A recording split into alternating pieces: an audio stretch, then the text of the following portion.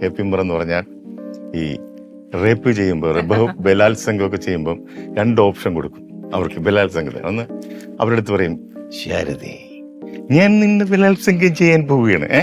അപ്പൊ ഓരോ ഇതായി. പിന്നെ നീ വഴങ്ങുന്നോ അതോ എന്നൊക്കെ ചോദിക്കും. മനസ്സിലായില്ലേ?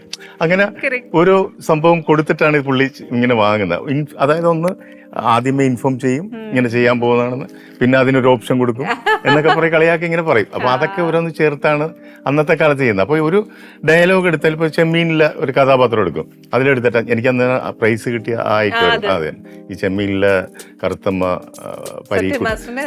പരീക്കുട്ടിയായിട്ട് പിരിഞ്ഞു പോകാൻ നേരത്ത് കറുത്തമ്മ വിട ചോദിക്കുമ്പം മറ്റേ മധുസാറിന്റെ അടുത്ത് വന്ന് ചോദിക്കുമ്പോ മധുസാർ പറയും, കറുത്തമ്മ പോകാണോ കറുത്തമ്മ പോയാലേ ഞാൻ ഈ കടാപ്പുറത്ത് പാടി പാടി ചങ്ക് പൊട്ടി മരിക്കും കറുത്തമ്മ എന്നൊക്കെ പറയുന്ന സാധനം ഉണ്ടല്ലോ.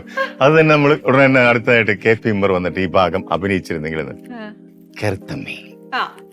കറുത്തമ്മ പോവുകയാണോ കറുത്തമ്മ പോയാൽ ഞാൻ ഈ കടാപ്പുറത്ത് പാടി പാടി ചങ്ക് പൊട്ടി മരിക്കും മൂളിനു. അപ്പൊ അന്നത്തെ നസീർ സാർ വന്നിട്ട് ആ ചിരിയൊക്കെ ചിരിച്ച് ഒരു ശൃംഗാര രസത്തിൽ മണ്ടിപ്പെണ്ണെ കറുത്തമ്മ പോവുകയാണല്ലേ, കറുത്തമ്മ പോയാൽ ഞാൻ ഈ കടാപ്പുറത്തെല്ലാം അങ്ങ് പാടി പാടി ചങ്ക് പൊട്ടി മരിക്കും കറുത്തമ്മേ.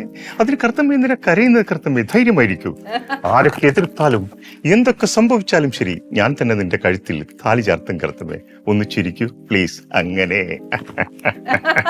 മണ്ടിപ്പെണ്ണെ ഇങ്ങനെയൊക്കെ. ഇത് അന്നത്തൊക്കെ ഞാൻ കാണിക്കുന്ന 50 വർഷം മുമ്പുള്ള സംഭവമാണ്.